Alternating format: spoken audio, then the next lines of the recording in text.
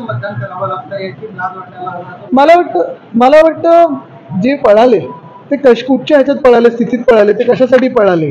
Join or gel पॉलिसीमध्ये रडून ज्यांनी रडगाणं गायलं आणि पळाले स्वतःला वाचवायला, त्यांनी वंदनीय हिंदू सम्राट बाळासाहेब ठाकरेंचं नाव देखील घेण्याचे ते लायकीचे नाही आहेत, कारण ते डरपोक असतात, ते त्यांचं नाव घेऊ शकत नाही. आपल्याला माहिती आहे 2-2.5 वर्ष त्यांनी सत्तेत जी काही करायचं होतं ते केलं, त्यामुळेच त्यांना पळायला लागलं.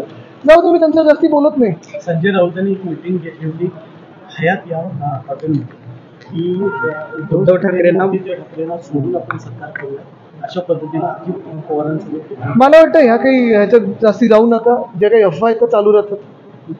आपण पाहताय आज राऊत साहेबच एक मोठा मोर्चा लढत आहेत आणि जेलमध्ये गेले. म्हणजे या डरपोक गद्दारांसारखं नाही केलं, जेलमध्ये स्वतः गेले, बाहेर आले तरी उद्धव साहेबांसोबत निष्ठावंत राहिले.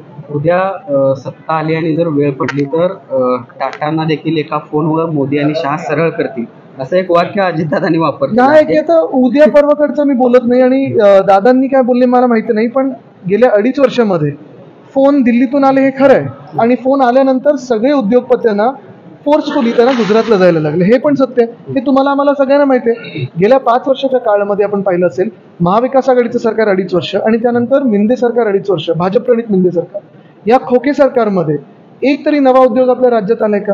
जे होते ते देखील पळवले जातात, जे येणार होते ते देखील पळवले जातात. आज आपण पाहतो शेतकरी त्रस्त आहेत, महिलांवर अत्याचार वाढत चाललेले आहेत, पण कुठेही हे सरकार आहे असं वाटत नाहीये. नुसतं देणं घेणं, वाटाघाटी, खोके ह्याच्यातच व्यस्त आहे.